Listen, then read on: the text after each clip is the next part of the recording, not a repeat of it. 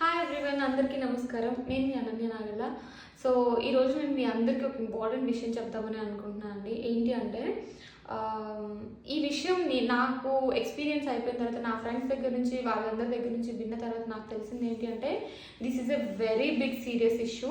చాలా జరుగుతున్నాయి దీని చుట్టూ. సో నాకు జరిగిన ఎక్స్పీరియన్స్ ఫస్ట్ నేను మీకు షేర్ చేస్తాను. ఏంటి అంటే ఒక 3 days బ్యాక్ నాకు ఒక కాల్ వచ్చిందండి. ఒక కస్టమర్ కేర్ నెంబర్ నుండి కాల్ వచ్చింది. లిఫ్ట్ చేశాను. లిఫ్ట్ చేస్తే వాళ్ళు మీ నెంబర్ని ఒక 2 hours బ్లాక్ చేస్తున్నామని చెప్పారు.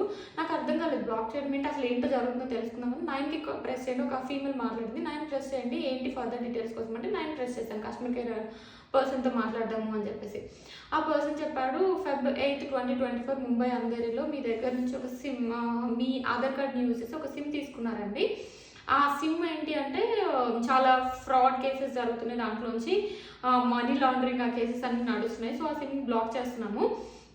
బట్ ఫ్యూచర్లో ఇలాంటివి రాకుండా ఉండాలి అండ్ ఆల్సో మీరు ఇలాంటి స్కామ్లో మీరు పార్ట్ కాదు అని అనుకోవాలంటే పోలీస్ క్లియరెన్స్ సర్టిఫికేట్ తీసుకోండి అని చెప్పాడు. అది లైక్ ఓకే, సర్టిఫికేట్ ఉంటే ఎప్పటికైనా బెటర్ కదా అని చెప్పేసి ఓకే అని చెప్పాను. ఓకే అని చెప్తే అతనే ట్రాయ్ నుండి కాల్ చేస్తున్నాం మేము. సో నేను మీకు పోలీసులకి డైరెక్ట్గా కాంటాక్ట్లో పెడతానండి, వాళ్ళకి ఆన్లైన్లో కంప్లైంట్ ఇచ్చేయండి అన్నాడు. సో అతనే కనెక్ట్ చేశాడు నన్ను పోలీసులకి. వాళ్ళు కనెక్ట్ చేసిన తర్వాత అతను ఏం జరిగింది చెప్పండి అంటే మొత్తం చెప్పాను అనమాట. సో మొత్తం చెప్పిన తర్వాత వీళ్ళంతా ఇంగ్లీష్లోనే మాట్లాడుతారు. This conversation is happening in English. ఎందుకు నేను పర్టికులర్గా చెప్తున్నాను అంటే ఇది ముంబై బేస్డ్ పీపుల్ లేకపోతే నార్త్ బేస్డ్ పీపుల్ చేస్తున్నట్టు నాకు అనిపించింది మోస్ట్ ఆఫ్ ద టైం.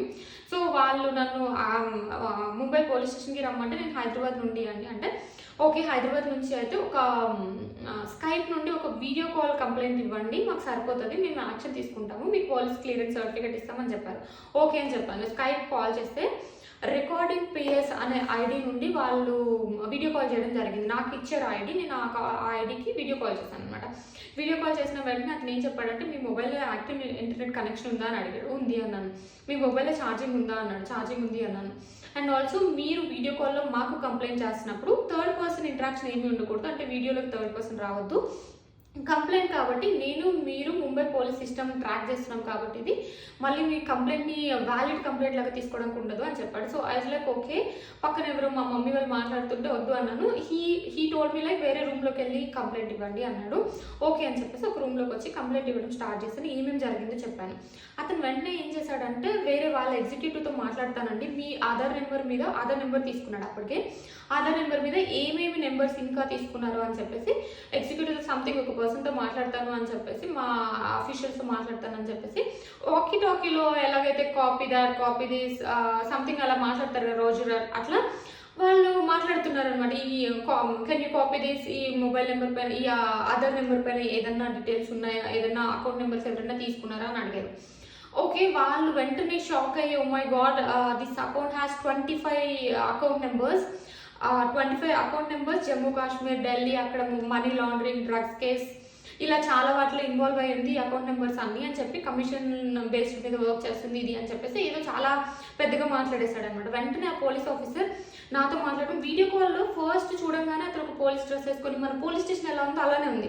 ఒక 10 minutes తర్వాత వీడియో కాల్ ఆఫ్ చేశాడు అనమాట. ఓన్లీ ఆడియో వినిపిస్తుంది. ఎందుకు అంటే కనెక్షన్ ప్రాబ్లమ్ సంథింగ్ ఏదో చెప్పాడు. ఓకే అనుకున్నాను. సో అతను ఆ ఆడియో కాల్లోని అసలు నువ్వు మనీ వాళ్ళ దగ్గర నుంచి కమిషన్ తీసుకున్నావని మినిమం ఒక 30-40 times అడిగి నువ్వు ఎడ్యుకేటెడ్ పర్సన్ కదా, ఇలా కమిషన్ తీసుకోవాల్సిన అవసరం ఏంటి అని చెప్పి ఒక ముస్లిం పేరేదో చెప్పి అతని దగ్గర నుంచి నువ్వు కమిషన్ తీసుకున్నావు అలా చాలా చెప్పాడు అనమాట. నాకు ఫస్ట్ భయం వేసింది, ఏడుపు వచ్చింది, ఇదేంటి ఇలా మాట్లాడుతున్నారని చెప్పి 7 years మీకు జైలు శిక్ష పడుతుంది అండ్ కొంచెం ఏదో మనీ పే చేయాల్సి ఉంటుంది, ఇదంతా చాలా చాలా ఉంటుంది కేసు అండ్ మీ ఫ్యామిలీకి కూడా థ్రెట్ ఉంటుంది, మీ ఫ్యామిలీలో ఇప్పుడే ఎవరికి చెప్పకండి అని చెప్పేసి కొంచెం సేపు అయిపోయిన తర్వాత ఏం చేశాడంటే బేటా we are here to help you, నేను మిమ్మల్ని సేవ్ చేస్తాను, మీరు కమిషన్ తీసుకున్నారని మళ్ళీ అడిగారు. లేదు అన్నాను. ఓకే, మీరు ఇంత గట్టిగా చెప్తున్నారు కాబట్టి పోలీస్ క్లియరెన్స్ సర్టిఫికేట్ ఒకటి ఉంటుంది, అది ఇచ్చేలాగా ఏర్పాటు చేస్తాం నెక్స్ట్ 2-3 hours మీరు కాల్లోనే ఉండండి, వీడియో కాల్లోనే ఉండండి అని చెప్పేసి మా హైయర్ అఫీషియల్స్కి చెప్తామని ఇంకొక పర్సన్ ఎవరో అతనికి కనెక్ట్ చేశాడు అనమాట కాల్. అతను కూడా వీడియో కాల్లో మాట్లాడాడు. అతను కూడా ఓన్లీ ఆడియో అనమాట, వీడియో ఏం లేదు, నేను వీడియోలో ఉన్నాను అంతే ఈ గ్యాప్ మొత్తంలో. సో ఈ గ్యాప్ మొత్తంలో ఉన్నప్పుడు ఏం చేశాడు అంటే ఈ మధ్యలో కొన్ని డాక్యుమెంట్స్ లాగా పంపించాడు అనమాట మనకి. ఎలా అంటే వాళ్ళ ఐఏఎస్ సిగ్నేచర్స్ ఉన్నాయి, సైన్స్ ఉన్నాయి, వాళ్ళ నేమ్స్ యూజ్ చేసి సంథింగ్ వాళ్ళ లోగోస్ యూజ్ చేసి అలా వాటర్ మార్క్స్ పెట్టేసి అలా మొత్తం అలాంటి కైండ్ ఆఫ్ కొన్ని డాక్యుమెంట్స్ పంపించాడు just to make me believe okay అతను పోలీస్ అని చెప్పుకోవడానికి, బిలీవ్ చేయడానికి. అట్లా చేసి కొంచెం టైం తర్వాత నీకు ఏమేమి అకౌంట్స్ ఉన్నాయి, ఇక్కడ నుంచి కమిషన్ ఎందుకు వస్తుంది అలా అని చెప్పేసి భయపెడితే, నేను ఒక 2 అకౌంట్స్ ఉన్నాయంటే ఆ 2 అకౌంట్స్ నుంచి ఒక అకౌంట్ నుంచి ఇంత అమౌంట్ ట్రాన్స్ఫర్ చేయాలి, మేము ఆర్బీఐకి చూసుకుంటాము, ఆర్బీఐలో ఇది కరెక్ట్ అమౌంటా లేదా అని చెప్పేసి మీకు ఎక్కడి నుంచి వస్తుంది అనేది మేము చేస్తామంటే నాకు కొంచెం డౌట్ వచ్చింది. డౌట్ వచ్చిన తర్వాత అతను ఒక థర్డ్ పార్టీ అకౌంట్ నెంబర్ పంపించి ఈ అకౌంట్ నెంబర్కి ట్రాన్స్ఫర్ చేయండి అంటే ఆర్బీఐ కదా ట్రాన్స్ఫర్ చేయాల్సింది అని అడిగాను. అడిగితే మా పోలీస్ డిపార్ట్మెంట్లో కూడా ఇంత పెద్ద స్కామ్ కాబట్టి పోలీస్ డిపార్ట్మెంట్లో కూడా ఇలాంటి వాళ్ళు ఉండొచ్చండి, మేము అందుకని సేఫ్టీ మేనేజ్ చేసి ఒక థర్డ్ పార్టీ అకౌంట్ నుంచి మిమ్మల్ని ట్రాన్స్ఫర్ చేయమని అడుగుతా అంటే నాకు అప్పుడు కొంచెం డౌట్ వచ్చి నేను గూగుల్ చేశాను, వేరే పర్సన్స్ని అడిగాను అనమాట. అడిగినప్పుడు నాకు తెలిసింది అండ్ గూగుల్ చేయడం వల్ల తెలిసింది ఏంటంటే ఇలాంటి స్కామ్స్ చాలా జరుగుతున్నాయి. సో అది చూసి నేను షాక్ అయ్యి అతనితో గట్టిగా మాట్లాడదామని స్టార్ట్ చేసి అతను నాకంటే ఎక్కువ గట్టిగా మాట్లాడేసి నువ్వు కమిషన్ తీసుకున్నావు కాబట్టి ఇలా చేస్తున్నావు అంటే లేదు నేను పోలీస్ స్టేషన్కి వెళ్తున్నాను, ఇప్పుడు మీ మీద కంప్లైంట్ చేస్తున్నాను అనగానే వీడియో కాల్ కట్ చేశాడనమాట. That's what happened.